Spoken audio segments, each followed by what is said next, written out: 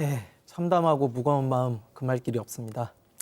저희 개혁신당도 허은하 대표와 천하람 원내대표를 비롯해 지도부가 바로 현장에 내려갔고요. 광주시의 협조를 얻어가지고 유가족분들의 트라우마 치료라든가 지원에 최대한 함께 하도록 하겠습니다. 또한 이준석 의원이 공개적으로 얘기한 만큼 정쟁을 잠시 중단하고 적어도 국가 애도 기간 중에만이라도 정쟁 대신 이 사고 소습에 최선을 다하도록 하겠습니다. 윤석열 의원님, 네, 영장이 발부가 된다고 가정을 해보죠. 네네. 법원이 발부한 영장을 가지고 관저에 들어가서 체포할 수 있습니까? 없습니까? 당연히 있죠. 원칙상으로 할 수 있죠. 당연히 있죠. 예. 이제 압수수색에 대해서 반대를 했던 거는 압수수색의 형사소송법상 이런 규정이 있어요. 국가의 심각한 안위를 해칠 수 있는 비밀이나 이런 게 있으면 그 기관장이 압수수색에 거부할 수 있다는 근거가 있습니다. 그것 때문에 막아섰던 건데요. 이거는 체포영장이거든요. 예. 체포영장은 신병확보라는 건데 이건 내용이 전혀 다릅니다. 이거에 대해서 막을 수가 없어요. 근데 경호처에서 물리적으로 막아선다면 어떻게 되는 거예요? 그러면은 특수공무집행 방해가 되죠. 5년 이하의 징역이나 1,000만 원 이하의 벌금 받는. 막아서고 있는 경호처 직원들은 다 특수공무집행 방해가 되는 거예요? 그렇습니다. 거기에 예. 범인 은닉죄까지도 될 수 있고요. 아주 심각한 문제예요. 그리고 누가 영장을 들고 갔는데 감히 막습니까? 일반인이 이렇게 막잖아요. 현행범으로 체포됩니다. 현행범으로 그 자리에서 특수공무집행방해로 그냥 체포돼요. 그런데 지금 이제 이쪽에서 하는 이유는 지금 대통령실에서 이렇게 막는 거는 지금 보시면은 27일에 경찰이 삼청동 안가하고 대통령실에 대해서 압수수색 나섰을 때도 막았죠. 이게 세 번째 막은 거거든요. 그러니까 이 분들이 지금 다들 그냥 대통령을 어떻게든 감싸고 보호하려고만 하지 법을 지킬 생각이 없는 것 같아요. 근데 저는 이 문제가 사실 대통령실의 문제라고만 생각하지는 않습니다. 왜냐면요. 일반인에 대한 법 집행과 권력자에 대한 법 집행을 달리하는 수사기관의 문제가 심각하다고 봐요. 그러니까 여태껏 우리가 늘 봐왔지만 살아있는 권력의 수사기관이 얼마나 솜방망이로 대해 왔습니까? 이번에도 똑같은 경우였고요. 근데 그런 거 하지 말라고 국민들이 사실 대통령 탄핵 시켜준 거거든요. 지금 탄핵 절차에 들어가 있는 대통령이라는 거죠. 직무가 정지되어 있습니다. 그런데 법원이 정식으로 발부한 영장조차도 만약에 집행을 못한다. 그럼 이건 수사기관의 의지 문제라고 저는 보이고요. 특히 공수처는 왜 만들어진 기관입니까? 이런 권력자들, 고위공직자들 잡아 넣으라고, 잘못된 거 시정하라고 만든 게 공수처입니다. 근데 만약에 여기서 대통령에 대한 체포영장을 제대로 집행을 못한다. 그럼 공수처는 자신의 존재 이유에 대해서 심각하게 고민을 해야 될 것입니다. 예. 예. 자, 그 마지막 군 지휘관 회의인가요?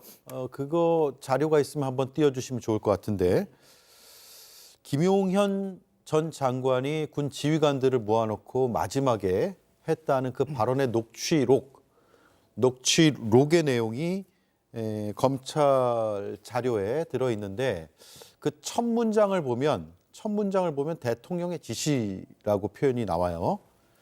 그 대통령의 지시에 따라서 우리가 이런 것들을 했지만 결과적으로는 중과부적으로, 그러니까 수적 열세로 인해서 이루지 못했다라는 내용이 나옵니다. 물론 요거는 아니고요. 요 다른 내용인데 어쨌든 대통령의 지시라는 게 그 녹취록의 첫 문장으로 나옵니다. 그 얘기는 대통령의 지시에 따라서 이 모든 상황들이 벌어졌다라는 김용현 전 장관의 진술 혹은 증언이 돼버린 셈이에요. 예, 그 내용이 딴 데 나온 게 아니고요. 검찰이 김용현 씨를 구속 기소를 하면서 그 공소장에 나와 있는 내용이에요. 예. 그러다 보니까 정확한 사실을 담았을 거라고 저희는 좀 추측이 되는 내용이고요. 거기 첫 문장에 말씀하신 대로 대통령의 지시를 받아로 시작을 합니다. 그러니까 김용현 씨도 대통령에게 지시받아서 한 거다라고 본인이 인식을 하고 있는 거고요. 그뿐만이 아니라 그 공소장의 내용들을 보면 이런 내용들이 있어요.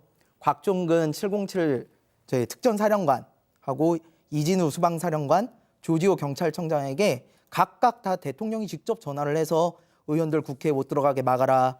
총을 쏴서라도 문부수고 끌어내라. 150명 되면 안 되니 당장 진압해서 끌어내라. 이게 다 공소장에 나와 있는 내용이에요. 이게 뭘 의미하는 거냐면요. 이 세 명이 전화를 받았다는 이 세 명이 다 그렇게 진술을 했다는 겁니다. 예. 그러니까 윤 대통령 입장에서는 나는 그냥 격려했다, 그냥 현장 상황 알아봐라라고 전화했다고 아무리 변명을 해도 이 진술들이 세 명이 또 같이 이렇게 이야기를 하고 있고 그 내용이 너무나 구체적이고 명확해요. 왜냐하면 수단과 방법까지도 제시를 하면서 결과를 내놓으라고 하고 있잖아요. 총 쏴서 문 부수고 끌어내라고 하잖아요. 그러니까 이런 걸 가지고는 단순히 뭐 현장 파악 상황이었다라고 변명하기에는 정말 눈 가리고 아웅하는 수준으로밖에 안 되고요. 네. 지금 윤석열 측의 이 전략을 보면 자꾸 사태를 축소하려고 그래요. 맨 처음에 뭐라고 그랬습니까? 불법 계엄에 대해서 이거 그냥 경고용이었다 이렇게 얘기를 합니다. 그 다음에 우리 석동현 변호사님인가요? 나오셔가지고 이건 내란이 아니라 소란이다 이렇게 말씀하셨었어요. 지금도 이렇게 보면요 어떻게든 사건을 축소하려고 그러는데요. 군대가 국회에 총칼을 들고 진입한 이 사건을 아무리 축소를 해도 축소가 될 수가 없어요. 전두환 내란 판결의 판례에 그대로 나와 있습니다. 지금 윤석열 씨가 한 이 불법 계엄에서 국회를 봉쇄하고 국회의원들 끌어내고 그랬던 내용들이 다 내란죄에 해당한다라고 판례에 정확히 나와 있어요. 이걸 국민들이 좀 아시고 윤석열 씨도 이렇게 국민들 속이려는 눈 가리고 아웅은 좀 그만했으면 좋겠습니다. 어제 참사의 충격 속에서 이제 전해져서 주목을 많이 받지 못했던 뉴스인데 김용현 전 장관 측이 한동훈 전 대표, 이재명 대표 그리고 박주민 의원을 고발하겠다라는 입장을 냈습니다. 그러면서 포고령을 위반한 혐의 때문이다라고 하는데 이거 누가 설명하실 부분이 있으면 한번 해주시죠. 예. 굉장히 착각을 하고 계시는 부분이 있어요. 우리가 불법 사항을 원인으로 해서 하는 것들은 원천 무효입니다. 무슨 말씀인지 쉽게 말씀을 드리면요. 일단 2018년 12월에 박정희 정권의 비상계엄 포고령에 대해서 대법원이 절차적 정당성을 지키지 않았기 때문에 이 부분에 대해서는 위법이므로 무효이다라고 판결을 낸 적이 있어요.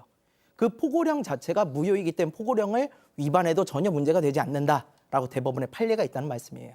예. 심지어 전두환 때도요. 비상계엄을 확대할 때 계엄에 대한 공고문 거기에 국무위원들이 직접 사인을 해서 공고를 하는 이 절차를 지켰어요. 근데 이번 윤석열 씨의 불법 계엄은요. 이 절차조차도 지키지를 않았어요. 그럼 내용은요? 내용은 명백한 국헌문란이에요. 국헌문란 쉽게 말씀드려서 헌법기관인 국회나 선관위에 대해서 군대를 투입해서 그 기능을 마비시키는 거. 국헌문란의 목적인 경우에는 비상계엄 자체가 무효가 됩니다.